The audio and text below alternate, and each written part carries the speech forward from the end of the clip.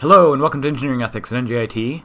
I'm your instructor, Daniel Estrada, and this is the second lecture video for Lesson 12. Lesson 12 is generally about artificial intelligence. In Part 1, I went over the history of AI, from the abacus all the way through AlphaGo. In this second part, I want to finish up my lesson plan. We've talked about the history. In this video, I want to give a few philosophical arguments that machines can think. I also want to give some technical discussion of modern machine learning techniques, and I especially want to explain how artificial neural networks work in some detail, so that you have an understanding of what these machines can do. And then I want to close this video by talking a little bit about the ethics of AI. We're in Lesson 12. Lessons 13 and 14 are both devoted to particular issues within the ethics of AI. In lesson 13, we will talk about automation, self-driving cars, drones, automated weapon systems. And in lesson 14, we'll talk about technological unemployment and the impact that robots have on our jobs. This lesson 12 is really just to get you thinking generally about artificial intelligence. I'm sure you have lots of thoughts. It's in the news all the time. We're in a second golden age of AI.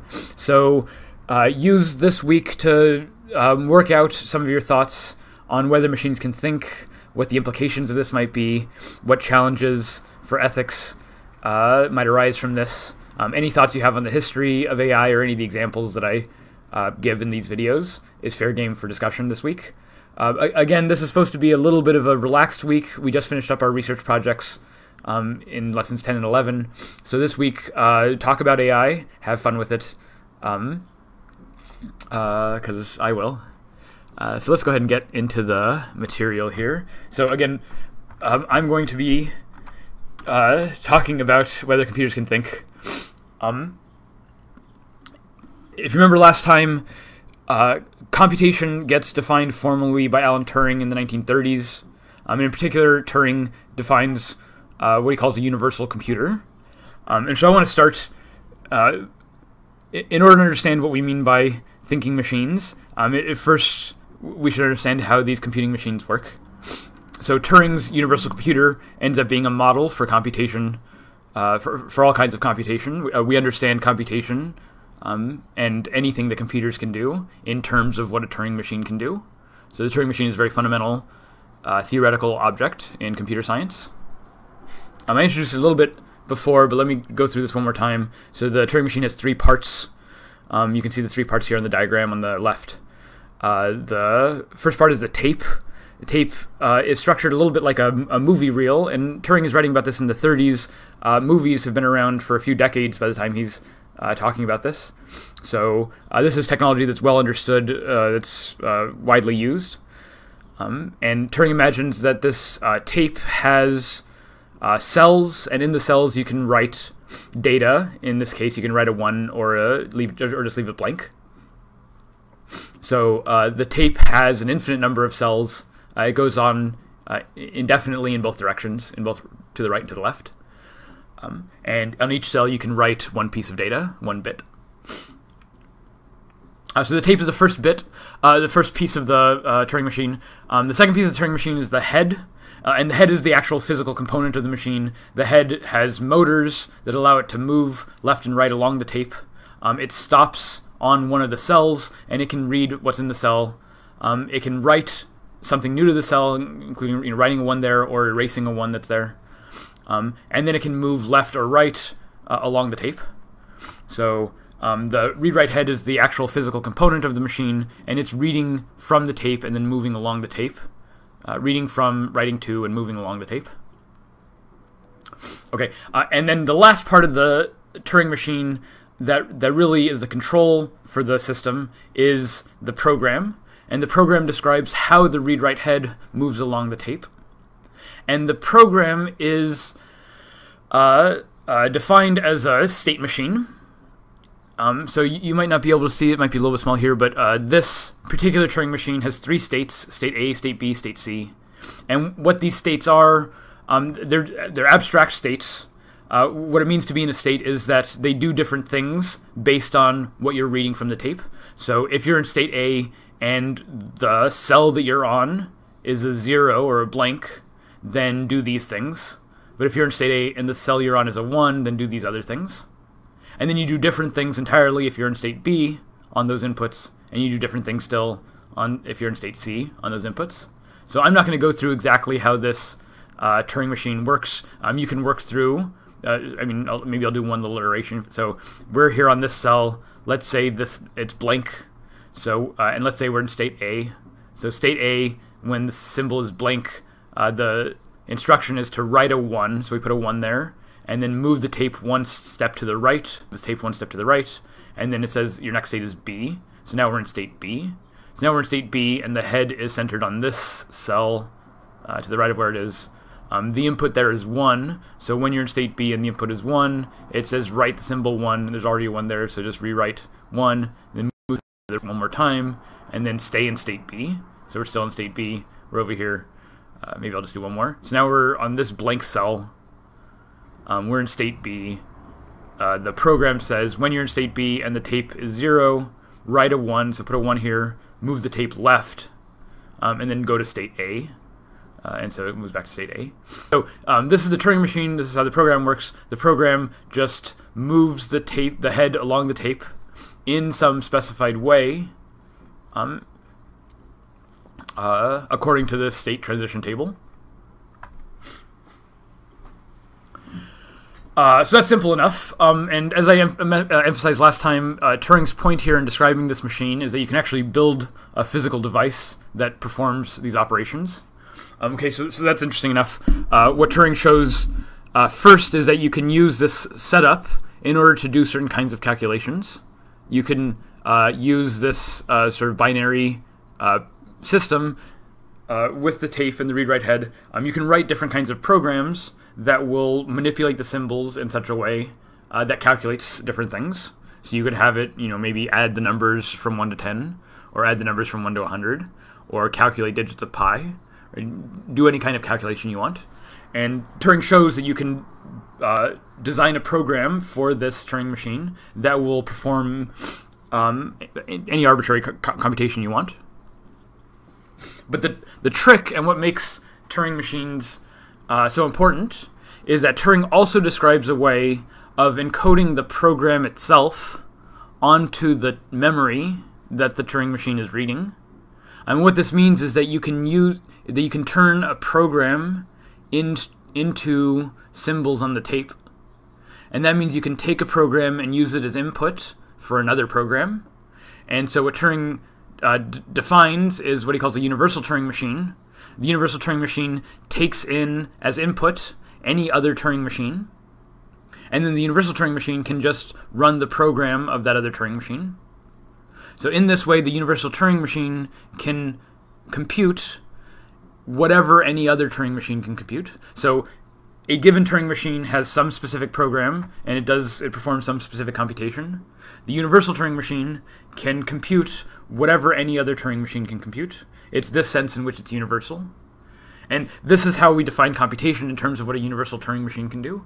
Universal Turing machine can compute any computable function in the sense that it can perform any task that can be computed at all. This is what it means to be a universal Turing machine, is that it can run any possible computation. So any other computer might run some specific computation. The universal Turing machine can run anything that any other computer can run. That includes something like Halo on your Xbox, whatever the new version of Halo or Madden or whatever. Right? That's a program. That program can be rendered in such a way to run on a Turing machine. So you can. It would be very slow, of course. You wouldn't be able to play it, maybe, but the code itself could run on a Turing machine, at least in principle.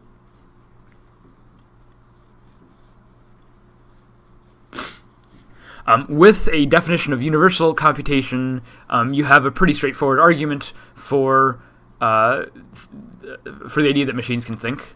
Turing doesn't make this argument directly, but it seems implied by his universal Turing machine, and I think it's part of it for arguing about thinking machines in general. This is an argument from the universality of digital computers. So, premise one, the brain is a machine that thinks. The claim here is just that your brain is a physical device, and that whatever thinking is something that your brain does. There might be reasons to dispute this, but you may be thinking of something that doesn't just occur in your brain. One common reason for disputing this is for thinking that that thinking is something apart from and separate from brains, like maybe that it occurs in your soul or whatever. But in this argument, we assume that the brain is the machine that thinks, and the argument is that a universal Turing machine can perform the work of any other machine. Right? You give any other machine perform some calculation or other, and a universal Turing machine can perform that calculation also. So if the brain is a machine that thinks, in other words, if the brain computes thinking, then universal Turing machine can also compute thinking, can perform that same work. If the brain is a machine that thinks, then universal Turing machine is a machine that can do the work of that machine, and so therefore a universal Turing machine can think.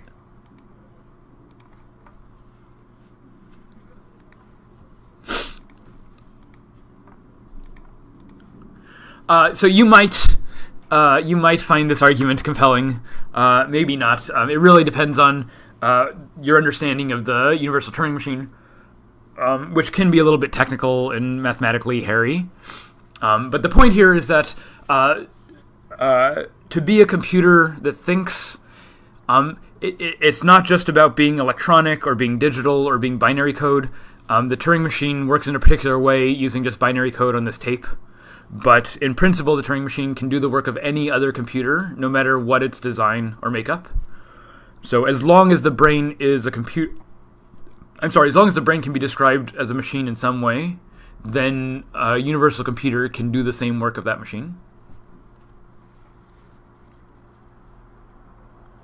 So maybe we should talk a little bit more about how these machines work. And the important part of the machine, that's the control unit for the Turing machine, is the program. As I said, the program is a finite state machine. In the example of the Turing machine that we looked at earlier, the finite state machine was a little bit abstract, maybe a little bit difficult to understand. So here's a simpler example of a finite state machine. Again, a finite state machine is any system that moves through a set of states on the basis of some set of inputs. And those inputs, you might understand them as transition functions between states. So any system that can be defined or can be described as a state machine in this sense is a program or is a computer in the sense of a Turing machine. So for example, here's a turnstile like you might encounter at a subway station where you have to put in a coin or swipe your card or whatever, and then it unlocks and you can move through the turnstile. Okay, so turnstile is a physical object, but we might describe the behavior of the turnstile as a finite state machine. Here at top is a diagram describing the finite state machine for this turnstile. So in this program, the turnstile has two states. It has a locked and an unlocked state. You start in the locked state, and then there's two operations you can perform. You can either push through, or you can put a coin in. So if you're in the locked state and you push through, well, if you're in the locked state, you can't push through, so you just stay in the locked state and nothing happens. But if you're in the locked state and you put in a coin, that's what transitions you from the locked to the unlocked state. So those are the two operations, and that's what happens if you're in the locked state. If you're in the unlocked state, well, first, if you put in a coin and you're in the unlocked state, well, it's already unlocked, so the coin's not going to do anything. It just keeps you in the unlocked state. And then if you push from the unlocked state, well, that lets you through the turnstile. You can go ahead and push, and then it returns the machine back to the locked state. So this is a complete state description for the turnstile. It describes the behavior of the turnstile under these operations, and everything the turnstile does in terms of these operations can be captured by this state transition table. This is just what it means to describe the turnstile as a computer. This is the state machine that it's computing. It's computing what happens when you perform these operations from these different states. Notice that here doesn't say everything about the turnstile. It doesn't say that it's green. It doesn't say that it has three prongs, or that it's a digital interface with a light or whatever. Right? All of that stuff. It's not really relevant to how the turnstile moves from one state to the next in terms of the state machine. Right? So the turnstile. So this is the computer that describes the turnstile. Again, the point here is to say that there's nothing. Computers don't mean binary code. Computers don't mean electronics or transistors or ones and zeros. What it means to be a computer is to be a state machine that moves in a regular way according to some transition table. Right, so this is the transition table that describes the finite state describes the turnstiles of a finite state machine.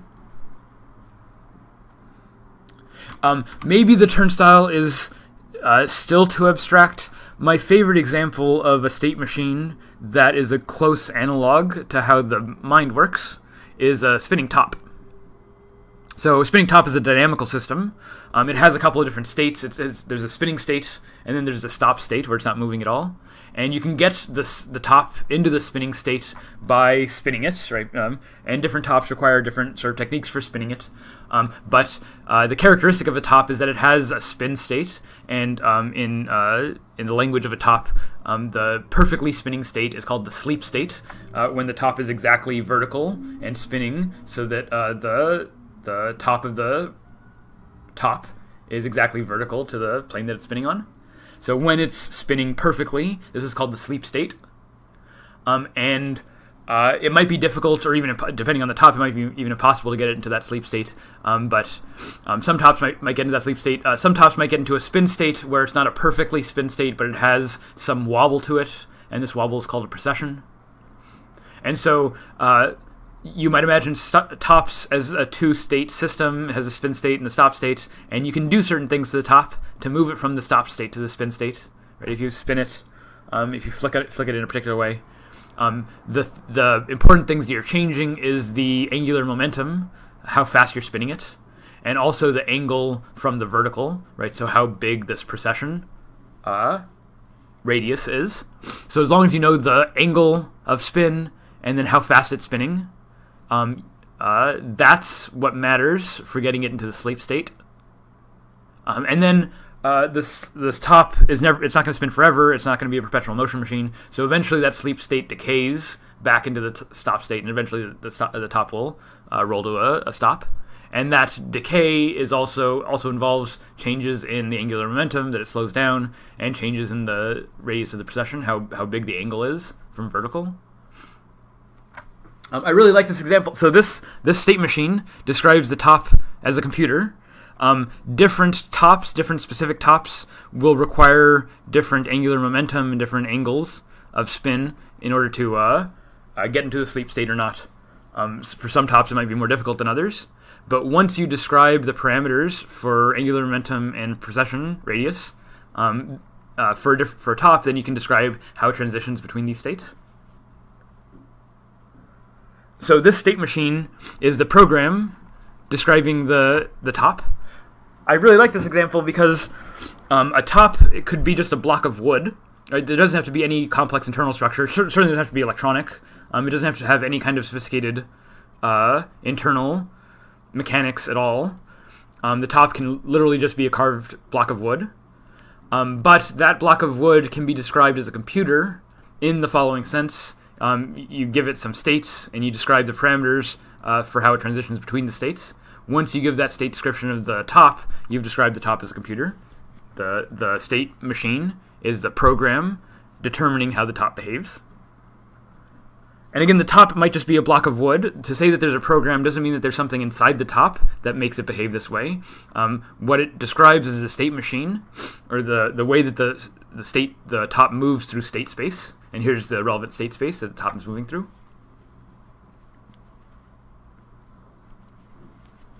Okay, so with this understanding of finite state machines, there's one more just bit of clarification to say. So a finite state machine, like the top, like the turnstile, these are the finite state machines are a certain kind of automata. Automata is like an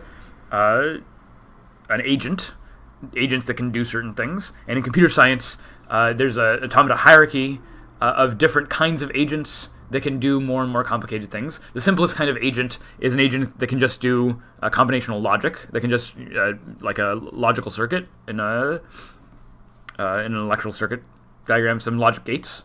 That's the simplest kind of agent, can perform just simple logic gates. The next more complicated agent is a finite state machine of the kind we've been talking about, a machine that has some abstract states, and then it does different things on different inputs when it's in those different states. So finite state machines can do some things. Finite state machines can't do everything. In particular, they can't do things that require memory. So just as an example, in the turnstile problem, so if you're in the lock state, you put in a coin, you go to the unlock state. But if you're in the unlock state and you keep feeding in coins, nothing changes about the program here. You just stay in the unlocked state. When you push through, that's it. You just go to the lock state. Well, it would be nice as a sort of service to the customer that if too many coins, if they put in excessive coins, that you return the extra coins that they put in. Right. So, if it's in the if you get into the unlock state and then additional coins get put in, it would be nice to keep track of how many additional coins get put in and then return those coins to the user once they push through. And it goes back to the lock state. But this state machine can't do that function because there's nothing in here that remembers how many times you've put in additional coins. So we can improve the state machine by adding some memory, by adding a counter, so that every time you put in an additional coin from the unlock state, you increase the counter, and then once you push through, you just return that many coins to the user. Right, so that would be a nice thing to do, but that requires memory, and that's something that this finite state machine doesn't have. So the more advanced kind of agent from a finite state machine is called a pushdown automata. Pushdown automata is a certain kind of agent that has a certain kind of memory, but pushdown automata can approximate any other computer with memory or with finite memory.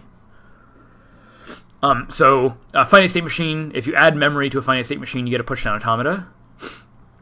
If you make that memory infinite, you get a Turing machine. So remember, one of the characteristics of a Turing machine is that it has infinite memory. The tape goes infinitely in both directions. You can't actually build a machine with infinite memory. Any physical device is going to have finite memory. So you can't actually build a Turing machine. The abstract Turing machine is an idealization. But you can approximate a machine with indefinite memory, and that's what a pushdown automata does. So a pushdown automata is just a finite state machine with memory, or it's a Turing machine with finite memory. Pushdown automata, it can't quite do everything that a Turing machine can do because you can do a little bit more with infinite memory, but pushdown automata can do anything that any other agent can do with finite memory. So what this means is that any real-world computer, almost every real-world computer that's simpler than just a basic set of logic gates, any real-world computer with memory is going to be a pushdown automata. Your cell phone is a pushdown automata. Your desktop computer is a pushdown automata. You are a pushdown automata.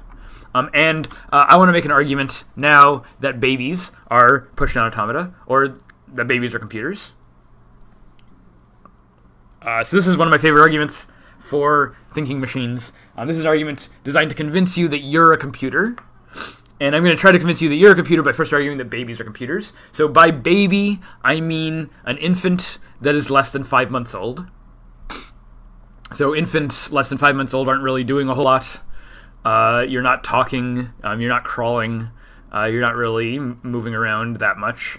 We'll talk about what 5-month-old infants do. But here's the general argument that I'm going to make. First of all, as I already said, just by definition, computers are finite state machines with memory, or they're pushdown automata. What it means to be a computer, the definition of a computer, is a pushdown automata. Any pushdown automata, any computer is going to be equivalent to a pushdown automata. Okay, so that's just by definition. Premise 2, babies are finite state machines with memory.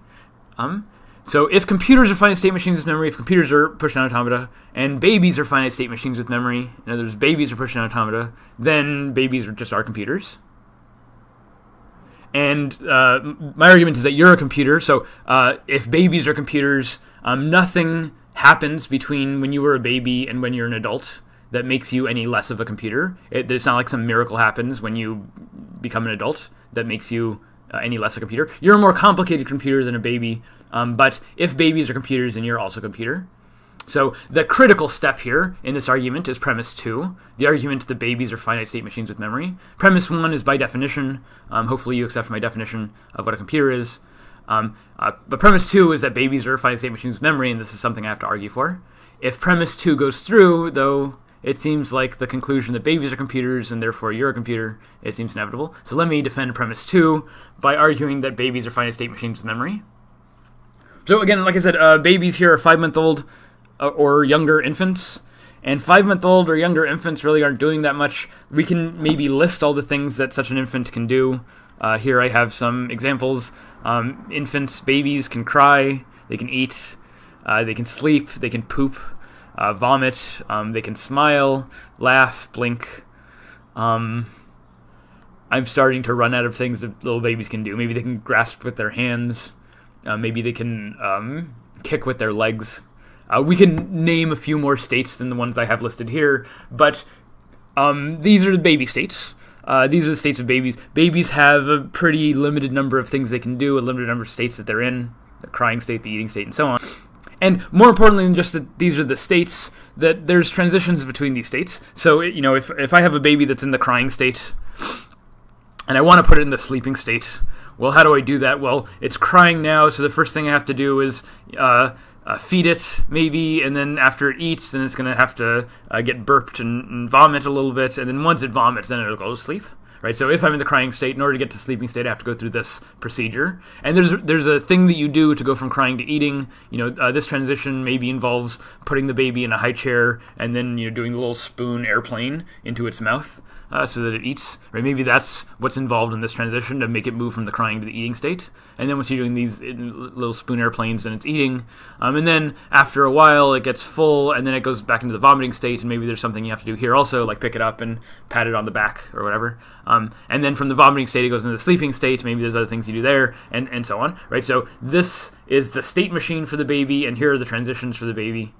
Maybe these transitions aren't regular. Maybe when the baby's crying, sometimes it needs to be fed and go through the vomiting, sleeping routine. But maybe other times when it's crying, it's because it's pooping, and you need to do something like change its diapers to move it from the pooping state into the smiling state or whatever. Maybe sometimes when it's vomiting, it goes to sleep immediately afterwards, or sometimes it's vomiting and it goes into the laughing state afterwards. Right, these transitions can be complicated. They can be non-deterministic. So there's a chance from going to one state to another. But as long as you can list out the states of the baby to some resolution, and then give transition tables between these states, you've described the baby as a computer. So I want to say that this description of a baby is not very surprising. In fact, this is what young parents do when they're raising a child. Right? They try to figure out how to move the baby from one state to another, and they try to figure out which patterns of activity or which transitions help it move from one state to the other. Right, so I think that this description of a baby as a state machine in this way shouldn't be that shocking or controversial. And my claim is that if you can give a state machine description of a system, then that's all it is for that machine to be a computer. So this is the baby computer. Obviously, this is not the complete computer. Obviously, you need to put more states in here, more transitions. But assuming that you can do that process, then you've described the baby as a computer. Yeah, so if we've described the baby's behavior as a state transition table, then we've described the baby as a computer. Again, the point is that computers have nothing to do with electronics, binary code, circuits, wires. It has nothing to do with being mechanical or biological. Biological things can be computers as well. What it means to be a computer is that you move through some state space that can be described mechanistically by one of these finite state machines. Right, so anything that moves by some transition table through state space is going to be a computer. You're a computer. You're a more complicated baby. You have more complicated states than the baby. Maybe you do some of these things also, but you also do things like you have the state of binging Netflix shows or filing your taxes or whatever. Right? There's lots of different adult states that you get into. So the number of states that you have as an adult, the complexity of the transitions between these states, this is all more complicated for an adult grown human, but you're just a more complicated version of this baby machine. So if the baby's a machine, if the baby's a computer, then you're also a computer. You might have objections here. So one objection is, well, maybe babies are a machine like this, but not a finite state machine. Maybe babies have infinite states, right? Maybe it's impossible to list down all the states of a baby explicitly. Well, that's fine. That's not really an objection. You can build a finite state machine that will approximate any infinite state machine to arbitrary specificity. So it's unlikely that an actual baby has infinite number of states, but you can approximate a system with an arbitrarily high number of states with a push-down automata. So the number of states itself doesn't really matter that much. Another kind of objection you might have is maybe the states aren't discrete and deterministic. Maybe they're probabilistic. Maybe there's some fine gradation between sleeping and crying. Maybe there's not a sharp cutoff between the sleeping and the crying state, but the baby sort of can be in states that are sort of in between sleeping and crying, or it's sort of partly sobbing while it's falling asleep or whatever. Or the idea that the concern here is maybe these states are too discretely characterized, and that an actual baby is more complicated than this, and the states are maybe continuous transitions between those states. Again, it's a reasonable argument. It's a reasonable argument, but it doesn't change the overall structure of the babies are computers argument, because any analog continuous system can be approximated to arbitrary resolution with a digital or discrete system, like the finite state machines that I've been describing. So you can build a push-down automata, you can build a computer that can approximate a system with an arbitrarily high number of states and with arbitrary gradations between states, at least in principle. It might be hard to do this in practice. If the baby states are continuous, it might be hard to figure out exactly which states there are and to characterize what those transitions are. But if such a transition table exists, then the baby's a computer. Same thing with random transitions. So not just continuous states or continuous transitions between states, but also random transitions between states. Maybe sometimes the baby's crying and then sort of randomly it goes from one state to another. Again, this is a reasonable concern. Maybe babies really do work this way. They have some random elements, but this doesn't make it any less of a computer. A computer can approximate a finite state machine of the sort that I've been describing, can approximate any stochastic system to arbitrary resolution as well. You can model non-deterministic computers with deterministic computers. This might be shocking, or might be unintuitive if you haven't studied much computer science, but the idea is that you can build one of these finite state machines that does the same thing as any other machine of arbitrary complexity. You can do that to some resolution, in the same way that you can approximate pi to some resolution, to some number of digits. You can approximate any continuous system to some arbitrary resolution. If 5 decimal places is enough resolution for you, then that's fine. If 1,000,000 decimal places is required for you, it's hard to think of real-world applications where you need to go out to 1,000,000 decimal place precision, but in theory you can do that with a computer.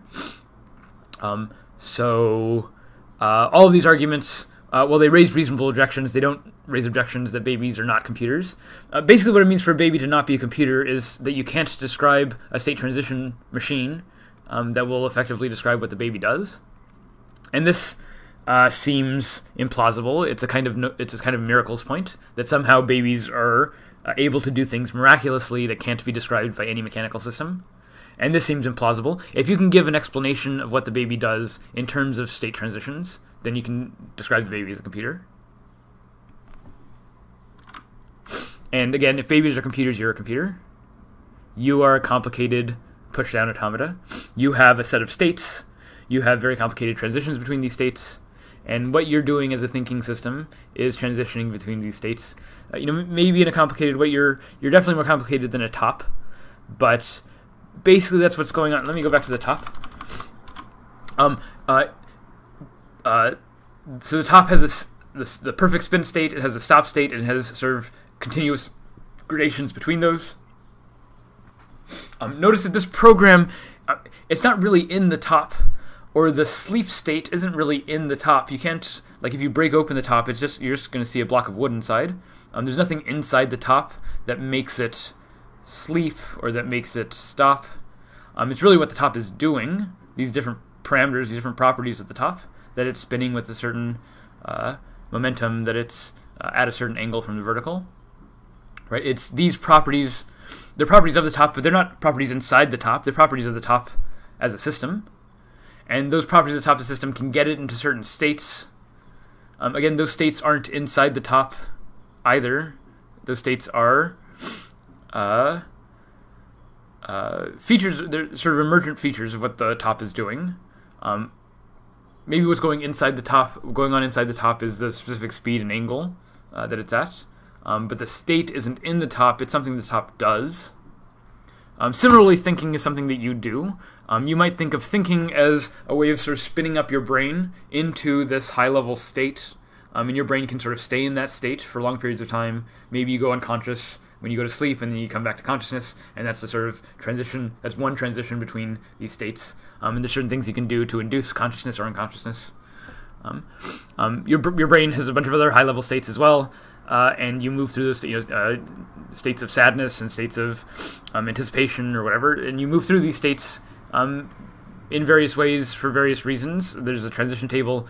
Some of these transitions have to do with environmental circumstances, what people are doing around you. Some of these transitions have to do with neurophysiological circumstances about what's going on in your brain chemistry. But all of these things work as inputs to move you around this very complicated program. And you just are that program.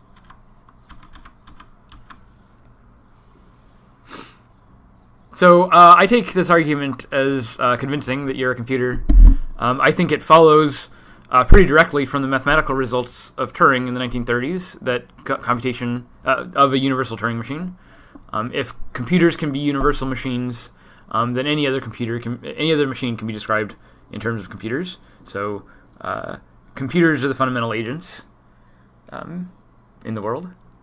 Now, not everyone's convinced by this, and Turing himself doesn't make this argument explicitly. I think Turing is convinced of it. I think he's convinced that the universality of his machines is a reason for thinking that computers can think. But Turing doesn't expect this to convince people, especially people who aren't familiar with mathematics. So Turing, instead of arguing for his positive view of why machines can think, Turing instead decides to give a test called the Turing test. Turing called it the imitation game, but it's now called the Turing test. And the goal is to give a method for evaluating whether machines can think. Turing begins his paper, this is 1950, he begins his paper by saying that the question, can machines think, is too meaningless to deserve discussion. The question, can machines think, is too meaningless to deserve discussion. Partly because there's so much ambiguity over what we mean by a machine, what we mean by thinking. Philosophers have been arguing about what thinking is for thousands of years. And it seems unreasonable to solve these philosophical problems in order to determine whether these machines can think. After all, I think that you can think. As a human being, I think that you're a thinking thing, and I don't know how thinking works, but I still judge that you're a thinking thing. So, obviously, we can judge that some things think without knowing fully what thinking is. So, Turing says that maybe if we just apply the same procedures that we use for judging that a human being can think, maybe if we just use those same techniques and use them to judge a machine. In other words, if the machine can perform the way that we expect a human to perform, and in that performance we consider the human intelligent, then maybe we should consider the machine intelligent also. If the machine can behave like a human, then we should consider the machine intelligent, because after all, we consider the human intelligent. Even though we don't know what thinking is, right? Even though I can't see inside your head and know your thoughts directly, right? I don't know your feelings on the inside. I can't experience your feelings directly or know that you're having thoughts or whatever thoughts you're having. Maybe you're having deep thoughts right now. Maybe you're just sitting there with the YouTube video playing in the background. I can't tell either way. I can't see your thoughts directly. I can only see how you behave. And Turing says it's on the basis of your behavior that I judge whether you're intelligent, right? So in a classroom environment, I might give a test and see how you perform in the test. And if you perform well in the test, I might say that you're intelligent. And if you perform poorly, I might say that you're not as intelligent, maybe. But I'm not doing it on the basis of knowing how thinking works or seeing your thoughts directly. I'm doing it on the basis of observing your behavior. And so Turing argues that we should judge the machines by the same process. If, for instance, holding a conversation proves to us that someone's intelligent, then we should try to hold a conversation with the machine. And if the machine can also hold the conversation well, we judge the machine intelligent also. Right, I have a sister that sleepwalks. Sometimes when I was a kid, we would find her at like 3 o'clock in the morning in the kitchen making food. And we would say, "Hey, Davey, what are you doing? It's morning." And she wouldn't respond. And it would become very clear, become clear very quickly that she was not awake, that she was, in fact, in a sleeping state, and that she's not responsive to normal conversation. Right, so it's not someone who's awake and conscious. This is someone who's asleep. And by talking to her for just a few seconds, by asking her a couple questions, it becomes clear that her mental state is not what we would expect of a conscious human being. Right, so asking someone questions, or someone's passed out drunk, you might ask them if they if they remember their name, if they know who the president is. Right, these kinds of things are normal tests that we do with human beings to determine that they can think, that they're present, that they're aware. So why don't we ask the same questions to machines? And if the machine can act convincingly like a human, well, that same behavior allows us to judge the human intelligent. So if the machine can behave in that same way, then we should judge the machine's intelligent also. This is Turing's argument. Turing's test is a formal way of conducting this experiment. So in the test, there's an interrogator, C, and the interrogator holds conversations with a bunch of different things over a teletype, like over a computer.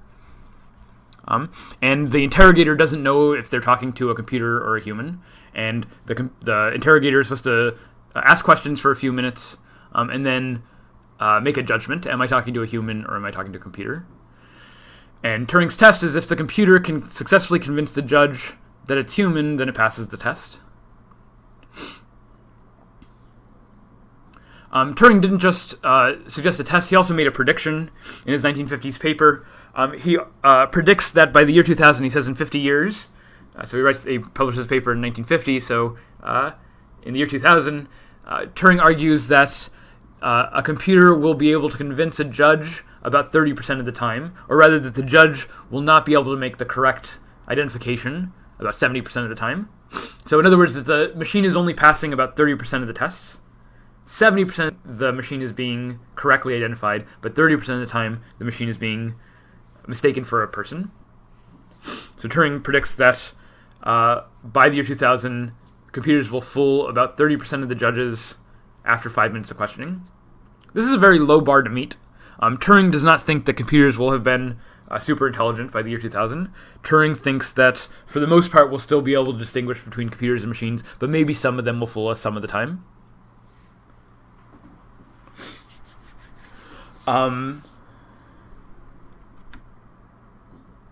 Yeah, and like I said, the setup of the Turing test is really designed to deal with what Turing perceives as a prejudice that we have against the machines. Right? If you just see that the information is coming from a computer, you might judge immediately that it's not intelligent because look, it's coming from a screen. Right? Turing thinks that this kind of prejudice means that we're not likely to recognize genuine intelligence in these computers, and Turing thinks that this is unfair. Turing thinks that we're biased against the machines, that we hold the machines to unreasonable standards, standards stronger than what we'd hold a human to. I mean, for instance, when a human being, say a mathematician is working through a math problem and they make a mistake, people make mistakes. If a mathematician makes a mistake and you point it out and they correct the mistake, you don't really think anything less of a mathematician. We expect humans to make mistakes like that sometimes. Even an expert mathematician will occasionally make an error and will require correction. And we don't think that these kinds of errors count against the intelligence of the people. People make mistakes and they're still intelligent. But Turing says we don't give machines the same courtesy. When the machine makes a mistake, we immediately use it as evidence that the machine is not intelligent.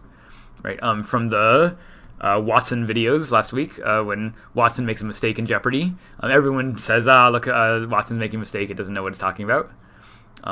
But people make mistakes on Jeopardy all the time, and we don't think that the people making those mistakes are less intelligent just because they make a mistake. We expect people to make mistakes, but we don't extend that same courtesy to the machines.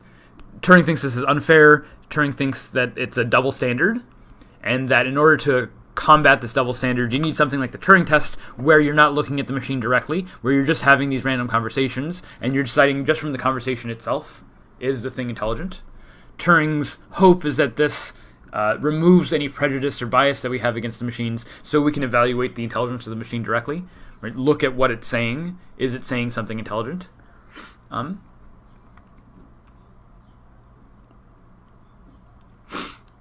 Yeah, so this is fair play for machines. This is, I think, the basis of the Turing test. This is a little bit of my own interpretation of the Turing test. Turing doesn't use the phrase fair play for machines in his 1950s article. He actually says this in an earlier lecture from 1947 that he gives to the London Mathematical Society. He originally, when he's thinking about building tests for intelligence, he has this principle of fair play for the machine, that the test should be fair to the machine. It shouldn't be unfairly weighted against the machine. And the Turing test is supposed to be his example of a fair test.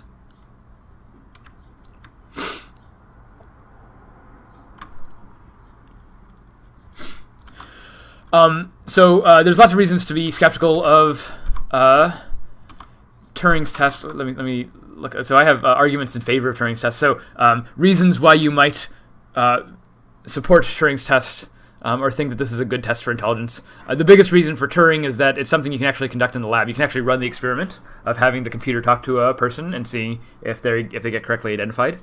The problem with other definitions of thinking or intelligence or consciousness or whatever is that they don't give testable hypotheses that you can actually run experiments on.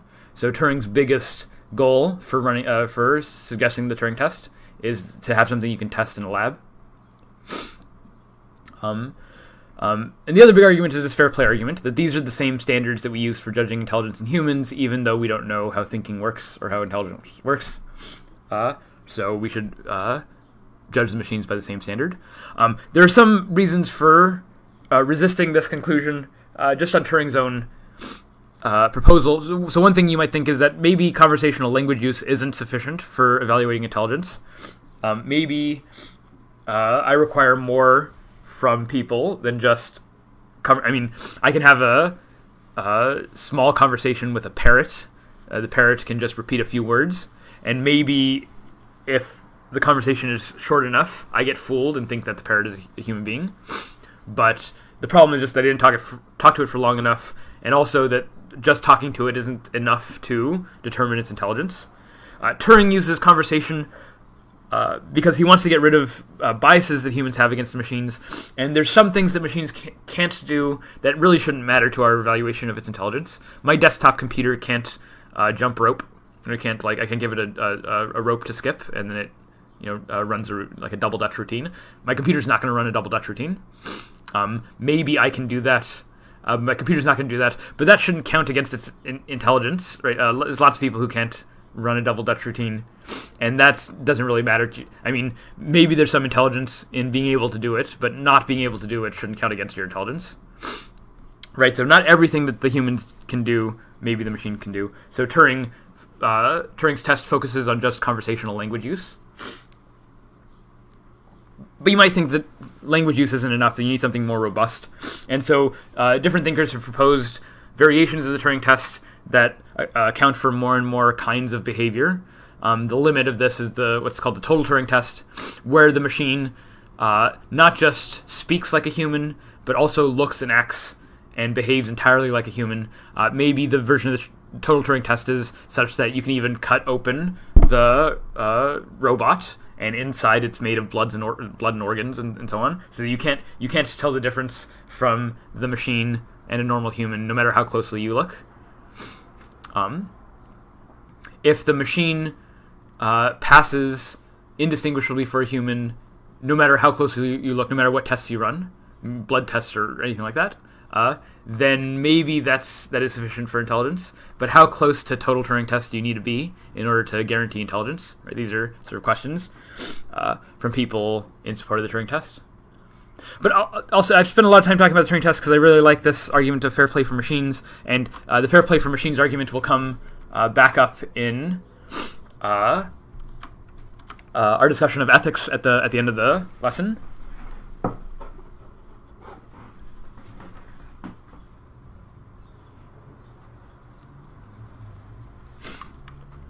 But I should be clear to say that most people don't like the Turing test.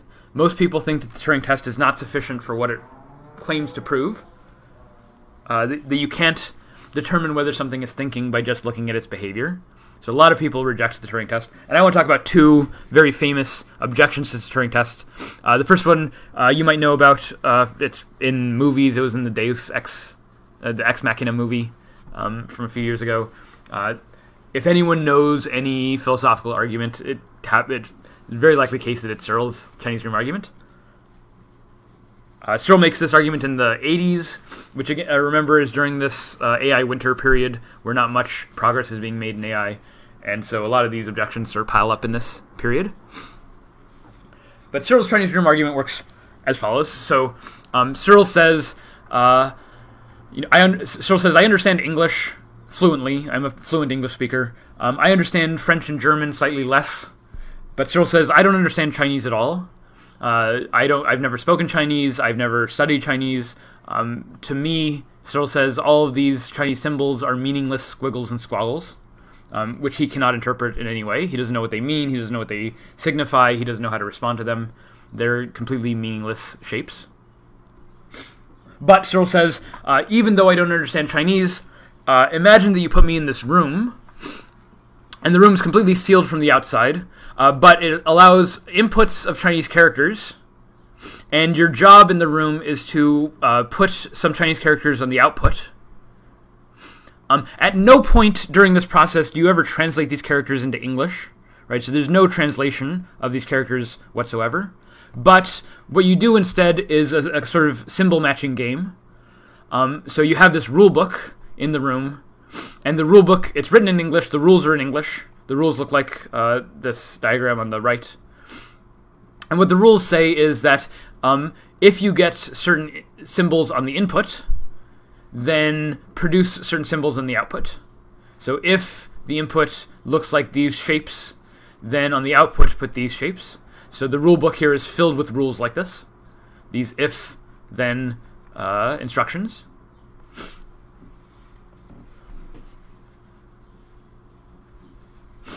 So Searle can follow this rule. He doesn't speak any Chinese because the rule is written in English, right? The instructions are written in English. And the only other thing he's doing is matching the shape, right? So as long as he can see the pattern, the shape in the symbol, and match it to some other shape on the input, as long as he can do that shape matching, then he can follow this rule. Shape matching doesn't require any understanding of what these symbols mean. You just need to look for, a stroke in this direction, a stroke in that direction, and so on. So if the shape matching might be a little bit complicated, it's not terrifically complicated, and importantly, it doesn't require understanding of Chinese. And so Searle can follow this rule book.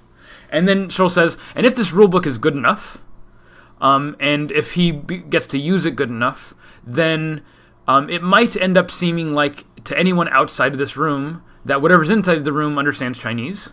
Because, look, you can give it inputs, and it can give you sensible outputs of the sort that you would expect from a person who understands the language. Right? If the Chinese room is designed well enough, then Searle can respond to these inputs with appropriate Chinese outputs in such a way that it looks to any outside observer like a normal conversation in Chinese. But Searle says it doesn't matter how it looks from the outside. From the inside, there's no understanding of Chinese whatsoever. There's just symbol manipulation. There's just pattern matching. All I'm doing is looking for pattern on the input and matching it to a pattern on the output. And Searle argues that no amount of this kind of pattern matching will ever be enough to understand Chinese.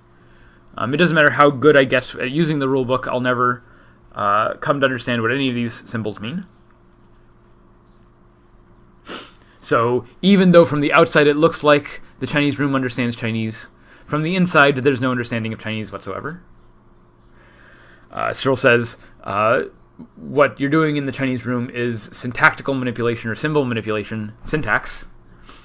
But in order to have understanding, you need semantics. Semantics is like the meanings of the words. You can't understand without semantics. And Searle says, and syntax is never sufficient for semantics. No amount of mere rule-following, symbol manipulation will ever get you to the position of understanding what the Chinese words mean. And then Searle says, but look, this is the position that computers are always in. The only thing computers ever do is symbol manipulation. It's calculating ones and zeros, right? The Turing machine is manipulating entries on the tape. It's turning it from a 1 to a 0 or back again or whatever. And computers can definitely do that kind of symbol manipulation, but if syntax is never sufficient for semantics, then no amount of digital processing will ever be sufficient for understanding the meanings of words. Right? The computer's just in the same position that Searle is in when he's inside the Chinese room. Right, so there's two conclusions to this argument. One is that the Chinese room is supposed to show that Turing's test can't test sufficiently for intelligence, because Searle in the Chinese room can pass the Turing test. It can behave in the right way to carry on a conversation, a convincing conversation. But Searle doesn't understand Chinese at all, and there's no understanding going on in the room. So passing the Turing test doesn't demonstrate that you're intelligent, because you can pass the Turing test without understanding anything at all. But second, and more importantly for Searle, the Chinese room argument shows that digital computers are just never capable of understanding anything in the first place. It will never be the case, Searle argues, that computers will understand what they do, because the only thing computers do is syntactical manipulation, and that's never enough for semantics. Searle thinks this is a principled argument against any kind of digital computer. It doesn't matter how far they advance or how fast they become. Right? What matters is the fundamental kind of thing they are, which is a symbol manipulator. And Searle argues that human beings are doing something different than symbol manipulation. Searle doesn't tell you what it is. Searle doesn't tell you what understanding is. He doesn't say how brains are capable of understanding or what we're doing that's different from what computers do. All Searle argues is that I clearly understand English. I clearly don't understand Chinese, even if I'm following these rules. So it can't be just the rules that make you understand Chinese.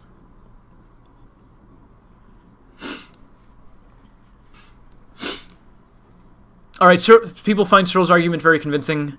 It's very popular. There are a couple of major objections that Searle considers in his own paper, in that 1980s paper you can click on here. Searle, I'm not going to go through all the objections, but some of the objections that Searle considers. One is the robot reply. So you might think, okay, well, if you're just getting symbolic inputs and producing symbolic outputs, maybe that's not enough for understanding. But what if instead of just symbol inputs, you gave the Chinese room a camera that could look out into the world and get visual data, visual information? Maybe not just visual information, maybe put some microphones and get some auditory information also. And maybe not just change the inputs to be more robust, but also the outputs. Instead of just producing symbols on the output, maybe you also produce motor actions, like give the Chinese room some legs, some arms, have it move around in the world. Is this any better? In other words, if you make the Chinese room a robot, so they can move around the world and get sophisticated sensory inputs, does that make the Chinese room understand any better? And Searle says no, making the Chinese room a robot doesn't help anything at all, because at bottom, the Chinese room is still just doing symbol manipulation. It's still just following these if-then instructions, and no amount of pure instruction followings, pure symbol manipulation, will ever give you understanding. Right? So the robot computer is taking that camera feed and turning it into binary code, and then just doing symbol manipulation on that binary code, and that's not enough to understand what it's looking at. It doesn't matter that it has better sensors. What matters is that it's processing in this purely syntactical way. So computers don't understand anything, and robots don't either. As long as the robot is made of a digital computer. Maybe if you make a biological machine, that'll be able to think. But any digital computer that's just doing the symbolic binary code processing, that's not enough for intelligence.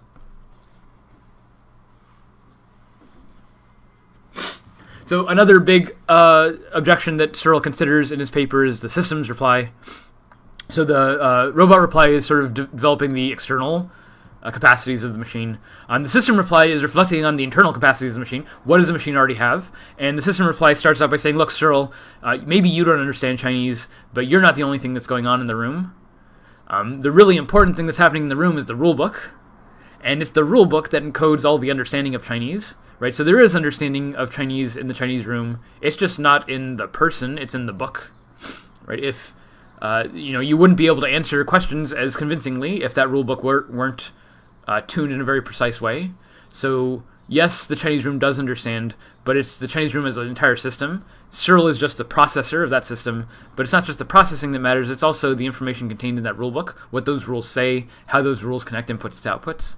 And without the rule book, you're not going to be intelligent, of course. So Searle might not understand Chinese, but the whole Chinese room does understand, right? This is the system's reply. Searle dismisses this reply also. Searle says, look, if I don't understand Chinese, me plus bits of paper won't understand it any better, right? Adding a book doesn't understand, right? Adding paper doesn't increase the understanding of the system.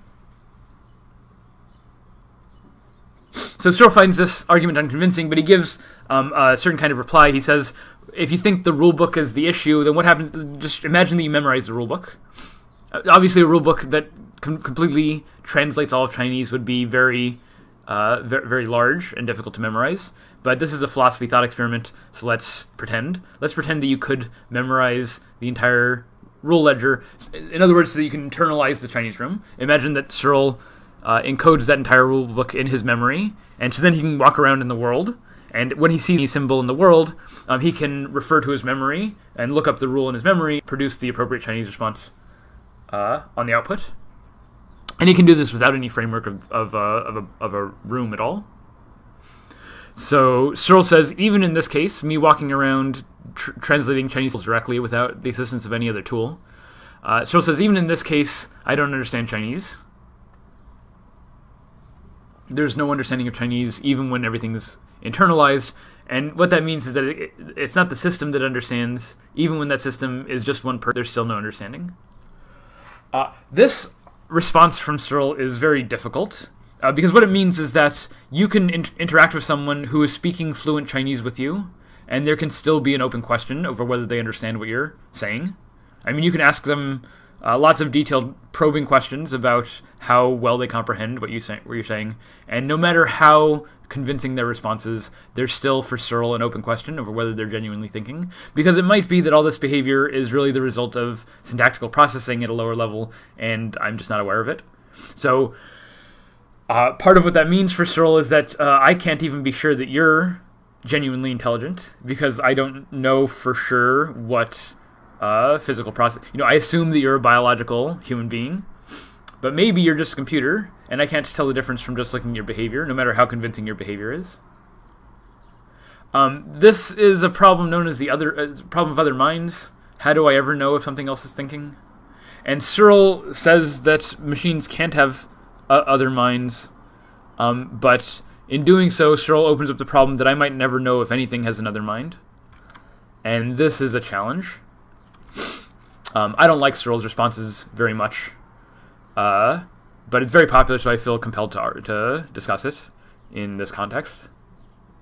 What I think Searle misunderstands is how computers work from a layered perspective. So it's absolutely true. Searle is correct that at a fundamental level, the computer's processing binary code, ones and zeros, that are traveling along the circuits on the computer chip. While that's true, that's not the only thing that the computer is doing. And in fact, in order to understand what the computer is doing, you have to look at higher levels of abstraction. So everything the computer is doing underneath is made up of binary code processing. But that code itself means something. So, right now I'm running a browser. I'm running Chrome on my computer. That browser is an application. It's made up of a bunch of ones and zeros that are processed in a particular way given the hardware on my computer.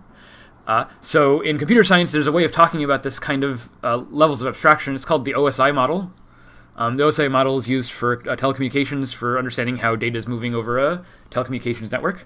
So on the OSI model, you make a distinction between the physical layer. The physical layer is the actual physical hardware where the bits are being processed. It's the chips on circuit boards, Right, that's the physical layer. Another part of the physical layer is going to be things like the Ethernet cable that's coming out of the back of my computer and plugged into a wall. Right, that's a physical piece of hardware, and data is being sent over that line.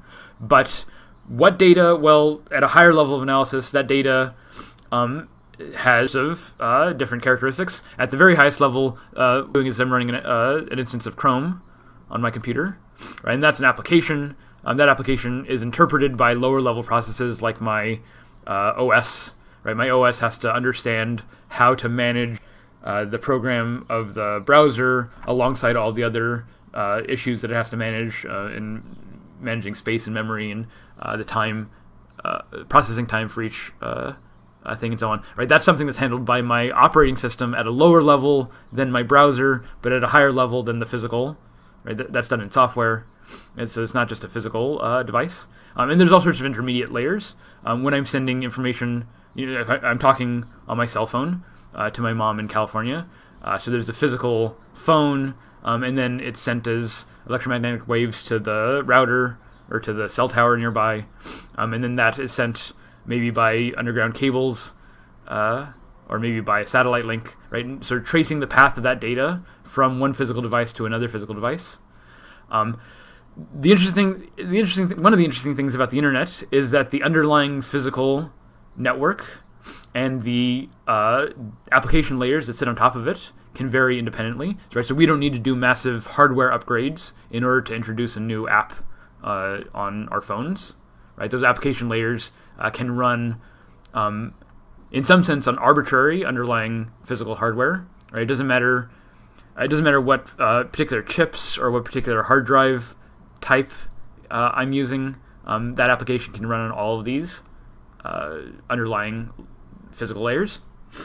So when Searle is focused on computers really just being syntactic processors computing binary code, really he's just focused on one layer of the stack. And there's no particular reason to be focused on that layer of the stack. The computer is also doing lots of different things at higher levels of abstraction. In the same way that when you're thinking, it's also the case that there's neurons firing in your brain, but your thinking is not just those neurons firing. It's also what you're thinking about. I'm thinking about eating dinner. I'm noticing that I'm hungry and wanting dinner. Right? Those are also things that are happening. Those things are happening on top of and emerging from the neurons underneath. It's not happening separate from those neurons. Those neurons are what enable you to think about dinner, in the same way that the transistors on the chip enable me to run this application, this instance of Chrome. So these are layers of abstraction. One of the points in computer science that's really important to understand is that in some cases, higher levels of abstraction can run on arbitrary lower levels. So this is a thing called multiple realizability, that some abstract systems can run on lots of different underlying frameworks. The example I like to give this is chess. We talked a lot about chess in the last video. Chess is medium independent. I can play chess on a plastic chessboard, like a little travel plastic board. I can play chess on a fancy wood and marble chessboard that's very expensive. It's the same game of chess. I can play the exact same game of chess on these two different kinds of boards. I can also play, if I had enough money, I could set up a field and play chess with helicopters if I wanted to. As long as the pieces are moving according to the same rules, then you're still playing a game of chess. And if they're moving in the same way as another game of chess, then those two games of chess are identical. It doesn't matter what underlying hardware they're running on. The abstraction can run on lots of different kinds of hardware. So this is very common in computer science, and Searle just doesn't get this. Searle thinks that the underlying physical layer matters, and that the higher levels of abstraction simply can't run on those different kinds of physical underpinnings. But this isn't true. This just isn't true. Your machine can do more abstract things than just processing binary code. The other big objection worth talking about is Lady Lovelace's objection. This is an objection that Turing considers directly in his 1950 paper. In fact, it's the only objection that Turing considers twice. He considers it once when he's going through a bunch of objections, and he gives one response to Lovelace's objection. And then he considers it again in the final section of his paper, where he discusses learning machines. To remind you from last time, Lovelace's objection is that machines only do what we tell them to do, or machines only do what we program them to do, or in Lovelace's words, the analytical engine has no pretensions to originate anything, it can only do what we know how to order it to perform. It can follow analysis, but it has no power of anticipating any analytical relations or truths. Its province is to assist us in making available what we are already acquainted with. So Lovelace is saying that the machines can't do more than what we already tell them to do, and so the machines are fundamentally limited by us.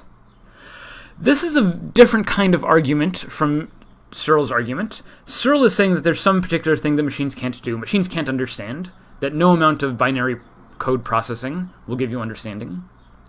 Lovelace isn't saying this. In fact, Lovelace isn't arguing that there's anything the machine can't do. Right? Lovelace is saying that the machine can do whatever we know how to order it to perform. So the fundamental constraint from Lovelace's perspective is not a constraint on what the machines can do. It's really a constraint on us. How clever are we? Are we clever enough to build the machine to do this task? If we know how to do it, then the machine can do it. And if we don't know how to do it, then the machine won't do it. Lovelace's point is that the machine depends on our knowledge, on our abilities. And so the machine isn't really independent of our abilities. Maybe the machine performs some intelligent task.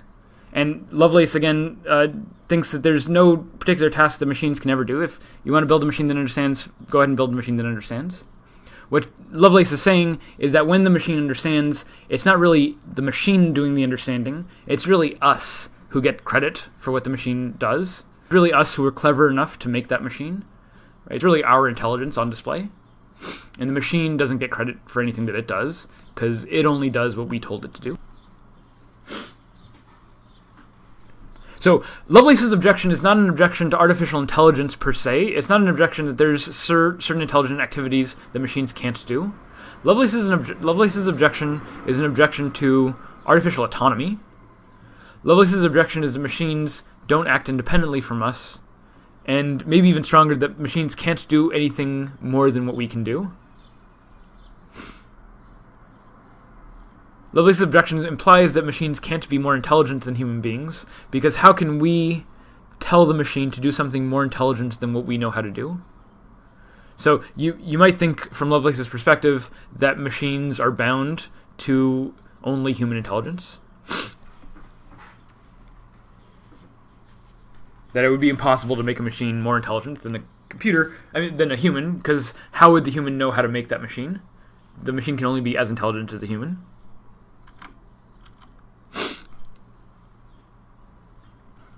Okay, so this argument is a little bit confusing to me for several reasons. One, we don't use this kind of argument in any other domain apart from thinking. So we don't think, for instance, that I can never build a machine that's faster than me or stronger than me. Like, you might argue in a parallel way, how can you build a machine that's faster than you? Because how will you keep up with it? You can't build it unless you can keep up with it, so you can only build machines that are as fast as you or slower. But obviously this isn't the case. Obviously we know we can build machines that are much, much faster than us. And our own speed is not a limitation on the speed of our machines. Similarly with strength, I can build machines that can do things much, much stronger than me. The fact that I am not that strong does not prevent me from building such machines. So there's no reason to think that just because there's limitations on my strength, that there are fundamental limitations on the machine's strength. So why does this argument not work in these cases, but I don't understand why people find it convincing in the thinking case? Yes, you can build machines that are smarter than you. Why not? In the same way that you can build machines that are stronger than me, I can build machines that are smarter than me. Presumably, the students that I'm educating will go on to be more intelligent than me. They'll know more things. Right? I'm only teaching you some things, but you're going to go on to have a career where you'll learn a lot of other things that I can never teach you. Hopefully, later generations are smarter than earlier generations. This is the case for humans, and I don't know why it can't be the case for machines either. Nevertheless, Lovelace's objection is very compelling. Lots of people find the argument convincing, that machines only do what we tell it to do. And if machines only do what we tell it to do, then the machines aren't really thinking for themselves. They're not really genuinely intelligent. It's just the appearance of intelligence. Okay, so Turing takes this argument very seriously. He gives two responses. His first response, he doesn't think is very convincing, but his first is to say that sometimes machines surprise us. Lovelace says that machines only do what we tell it to perform. Machines only do what we tell them to do. And Turing's first response is that sometimes machines surprise us. Sometimes machines do things that I don't expect. Like sometimes machines, my machine will crash, and I have no idea why it crashed. And maybe I'm the person who designed the program, and I'm still completely clueless about how it crashed. Or, my laptop breaks, and I don't know why it broke, and I call technical support, and technical support also has no idea. Right? I'm the user, technical support designer of the machine. One of us should know. If the machines are only doing what we tell them to do, then one of us should know what's going on with the machine. But this isn't right. The machine isn't just doing what we tell it to do. The machine is also a physical device with physical limitations, hardware limitations. Right? The first bug in a machine was an actual bug that crawled into a machine, a moth that crawled into a machine. That's why we call them bugs. Right? Maybe no amount of designing and planning can prevent all of these kinds of hardware failures or accidental issues. Even in software, you don't always anticipate what the machine's going to do, sometimes just because you don't work through all the details ahead of time. And so when the machine performs in a certain way, sometimes it's surprising. The fact that sometimes machines surprise us, for Turing, suggests that Lovelace is wrong, that machines don't only do what we know how to order to perform. Sometimes they do other things also, some things we don't expect. If you've ever programmed a machine, you know that machines don't always just do what you tell them to do. This doesn't mean that they're intelligent, right? So Turing's argument here isn't satisfying because it's not a positive argument that the machines are intelligent. It's really just a negative argument against the presumption in Lovelace's objection that humans have total control of our creations. It's not the case that the things we create we have complete control of. Our machines don't just do what we tell them to do. Our machines do a lot of other things besides, and sometimes we don't fully anticipate what they're going to do. If sometimes machines surprise us, then Lovelace's story can't be the whole story. But as I said, Turing doesn't take this response to be convincing, so he gives another response at the end of his paper, where he recommends building learning machines. Here's a quote from the paper. Turing says, instead of trying to produce a program to simulate the adult mind, why not rather try to produce one which simulates the child's mind? If this were then subjected to an appropriate course of education, one would obtain an adult brain. Presumably the child's brain is something like a notebook as one buys it from the stationers. Rather little mechanism, lots of blank sheets. Mechanism and writing from our point of view are almost synonymous. Our hope is that there is so little mechanism in the child's brain that something like it can be easily programmed. The amount of work in the education we can assume, as a first approximation, to be much the same as for the human child. The idea is that it's going to be easier to program a computer that's like a child's mind and then have it learn than to try to program a fully adult human mind. And we saw with the babies or computers argument that maybe baby computers are a little simpler than full adult minds. So Turing, way back in 1950, suggests that we build machines that learn. And his reason for proposing learning machines is not just because it makes the machines particularly intelligent, although that might be the case as well. But Turing's proposal of learning machines is really to get around the Lovelace objection. Lovelace argues that machines do what we tell them to do, and Turing responds by saying that a learning machine doesn't just do what we tell it to do, it also does what it learned to do through its education. Right? So Lovelace's objection is an objection to artificial autonomy, that machines can't do anything on their own, that they only do what we tell them to do. And what Turing says is that if the machine learns, then it's doing what it learned to do and not just what we told it to do. And this is how learning works in human beings also. Learning is a sign of autonomy, or learning and autonomy are closely related. If I'm your instructor and I'm teaching you something, and then I want to decide if you've learned it, I might give you a test so that you do a problem on your own. Like, imagine I'm teaching you long division. The first couple of times I show you a long division problem, you're not going to really understand what's going on. If you've never learned the technique before, it's going to be a lot of mysterious hocus pocus to you the first couple of times I run through a problem, and you might be confused, and I might, if someone asks me, did they solve the problem yet, I would have to say, no, I was really the one solving the problem. They were just watching. But you're not stuck in that position forever, because you can learn, and after going through dozens or hundreds of these problems, eventually you pick up the algorithm and you can do it on your own. And I judge that you've learned, I've judged that you've mastered the technique precisely when you can do it on your own, when I can give you a long division problem and you can work out through to the answer without me helping you at any step of the way. Right? When you can do it on your own, I say that you've learned. And I can say that you can do long division by yourself, that you're autonomous, that you're an autonomous long division agent capable of performing long division. Notice that when you do a long division problem on your own, I still know what you're doing. I still know exactly the algorithm that you're following. You're following the same algorithm that I taught you. The fact that you can do it on your own doesn't mean that you've come up with a brand new long division algorithm. Right? It's unlikely that you're going to come up with a new long division algorithm. When you do the problem, you're just doing the same problem by the same procedure that I taught you.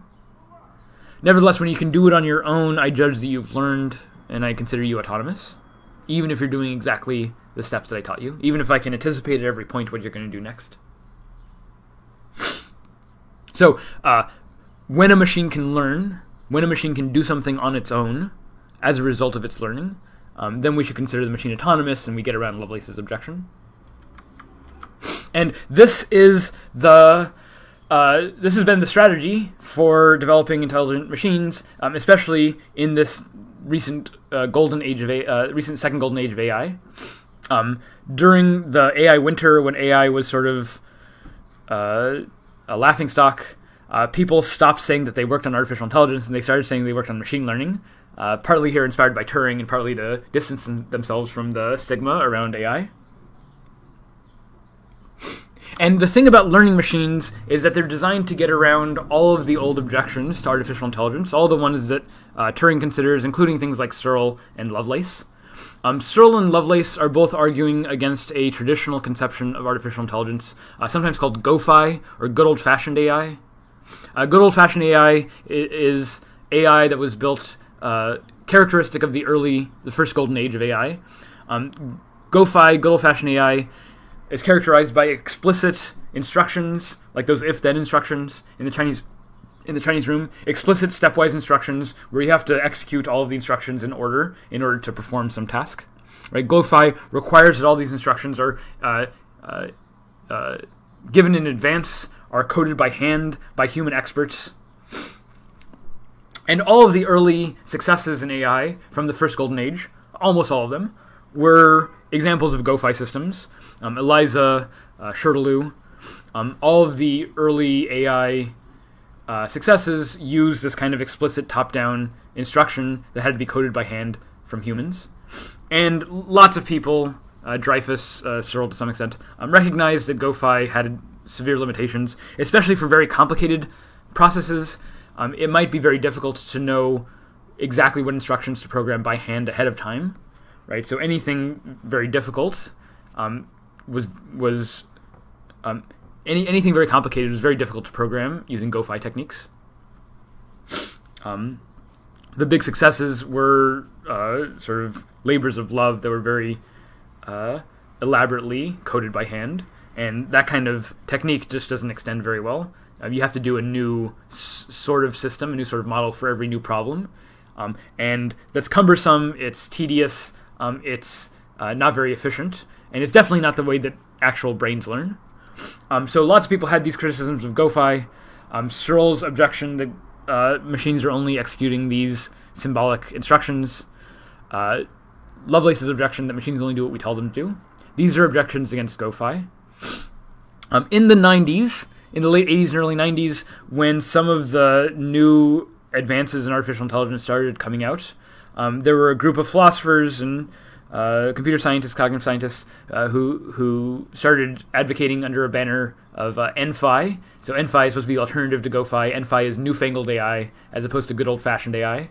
Hoagland, in I think 1997, coins this term, newfangled AI. And the point of newfangled AI is that it's not the top-down sequential instructions of GoFi. Newfangled AI primarily uses machine learning, as Turing says, in order to build machines that can educate themselves and learn on their own, so they don't have to be coded by hand, they don't have to be given human instructions, and they can learn not from top from up. Newfangled AI requires huge data sets in order to train these machines, but once you have a machine that's trained, it's not just doing what we told it to do, it's really doing what it learned to do, what it learned to do on its own. And because these machines can learn to do fantastic things on their own that we might not be able to program, this means these machines are able to do some very impressive things. And it's this newfangled style of AI that is responsible for the second golden age. Two kinds of newfangled AI techniques that are worth talking about are neural networks and algorithms. I'm going to spend the next section talking about evolutionary algorithms in some detail, but I want to first give an example of an evolutionary algorithm that from evolutionary robotics of newfangled AI that's supposed to be a clear example of getting around the Lovelace objection. And this is these robots that learn to lie. So this is an article from 2009, so a while ago, before the major boom in AI. Like I said, robotics was a little ahead of the game for AI. So this is an evolutionary robotics experiment. Evolutionary robotics is a technique in robotics where you design new robots by evolving previous generations of robots. So evolution, you might think about evolution as a learning technique that species get better, more adapted to their niche over time. Right, and the idea of evolution is that you take some maybe poorly adapted organisms, and then only some of those organisms are successful at replicating or reproducing into the next generation, and the other ones die off. And so the most successful from the previous generation end up being the seeds for the next generation, and then the most successful of that generation end up being the seeds for the generation after that, and so on and so on. So this evolutionary process is a pruning process, so you're getting rid of the bad designs and improving on the good designs. The evolution, it doesn't just kill off the unsuccessful creatures, but it also randomly mutates the successful ones into the next generation, so that there's some variation across the generations. And this is how evolution allows organisms to improve over time. And so the idea of evolutionary robotics is to do the same thing with robots. In this case, the robots themselves don't reproduce, but the software that controls the robots is designed to evolve over time. So the way this works is that you have a bunch of robots, you give them all code that starts off in random configurations, and then you have some selection criteria that determines whether they're successful. And then you take the most successful ones from the previous generation, and then you program the next round of bots with the software from the most successful bots of the previous generation, and some additional tweaking, some random mutations. So the next generation is the most successful bots from the last generation plus a little bit of mutation. And if you run this process hundreds of times, thousands of times, you end up getting machines that are fairly good at performing whatever task you've set for them. So in this experiment, the task was for these robots to find the food bowl. So there was one bowl that was food, the other bowl is poison. Here in this picture, the background bowl is the food bowl, the bowl up front is the poison bowl. If you're around the food bowl, the batteries charge, and if you're around the poison bowl, the batteries drain. So the selection criteria is the robots that get closest to the food bowl do better than the robots that are closer to the poison bowl. Okay, so the first time you run this algorithm, the evolutionary algorithm, the bots are all random. So the bots are just randomized, you set them off on the table, and they just walk off in random directions. None of them are going to the food bowl or the poison bowl, they're just sort of moving randomly. But what you do is you take the ones that are closest to the food bowl from that first random generation, and then you replicate that program into the next generation. You reprogram all the bots with the previous generation's most successful bots, plus some variation. And you run it again, and the bots tend to get a little bit closer to the food bowl, and you do this hundreds and hundreds of times, and the bots tend to make beelines right for the food bowl. So this is how evolutionary robotics works. It's a successful strategy. It works. It's a successful technique. But in this particular And the idea is that once you have these robots trained after hundreds of generations, you have robots that go straight to the food bowl. You never have to program them from the beginning. You never have to tell them or give them an explicit instruction to go to the food bowl. Right? There's never a point where you tell them go to the food bowl. Instead, you just start them off random, and you have this selection procedure that takes the best performing ones and replicates them in the next generation. And just that selection procedure. So that's not that's not telling them what to do. That's just sort of culling the robots. But just performing that selection procedure over and over again gets robots that do the job well, that go straight to the food bowl. And they go to the food bowl without you telling them to do that. They go to the food bowl not because we instructed them to do that, but because they evolved to do that. And so the claim here is that this is autonomy, and the critical or most convincing example of this is that they evolved a strategy of lying, which is something that even shocked the researchers. So one more little detail about this experiment is, as you can see from the robots, that they glow a color, and they're social, so they're looking for other robots. They have cameras, so they have these lights that glow. They also have cameras that look for lights, glowing lights. And when they see glowing lights, they know that's from another robot. And if all of the robots are successful, then the robots are tending to go to the poison bowl. And so what that means is that a robot can figure out where it should go by just looking for all the poison bowl. I'm sorry, going to the food bowl. So let me say that again. The robots around... the robots will flash their lights. You can see where the robots are by looking for flashing lights. And because the robots get pretty good at going to the food bowl, there tend to be a lot of robot flashing lights around the food bowl. So a given robot can determine how best to find the food by just looking for flashing lights. Because the cluster of flashing lights is likely going to be where all of those, where the food is. So that's good enough. But what surprised the researchers was this general framework eventually evolved into the robots being deceptive. So only so many robots can fit around the food bowl at a given time. If there are too many robots,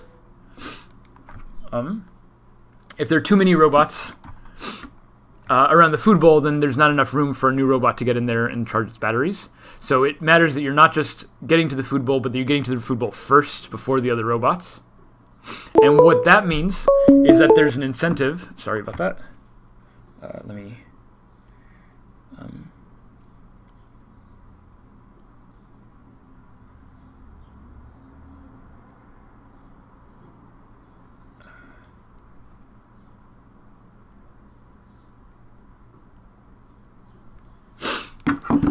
So the not all the robots can fit around the food bowl, so there's an incentive to get around the food bowl first. And since you know that the robots are looking for blinking lights in order to find the food bowl, then some of the robots evolve the strategy of moving towards the poison bowl, flashing a bunch of lights, and attracting attention from the other robots. So the other robots go towards the poison bowl, and that robot is free to go to the food bowl and charge its batteries. This is deception. This is lying, right? The robot is deliberately misinforming the other robots in order to distract from the food bowl and get them to go to the poison bowl in order to make more room for itself. Because that's what will be most successful in this evolutionary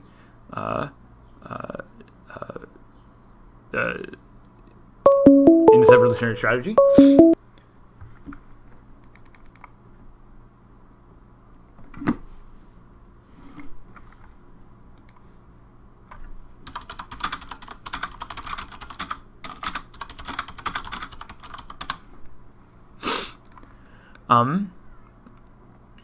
So the robots learn to lie. They learn to deceive their fellow robots. And the important point here is that they learn to do this without explicit instruction to do so. They weren't programmed to lie. They discovered lying on their own because of how they evolved, or because of the selection criteria in this space. Now, you might worry that, well, the researchers are imposing the selection criteria, so the robots aren't doing it entirely on their own. Moreover, the robots aren't actually reproducing themselves. It's just changing the software around. But the point here is that the robots are doing things that we're not explicitly telling them to do. And this is really the basis of machine learning and of modern neural networks. How am I doing on time? I'm already like 2 hours into this lecture. I think I'm going to stop the lecture here and do the next two parts, in a separate video. Thank you for listening. The next video will be out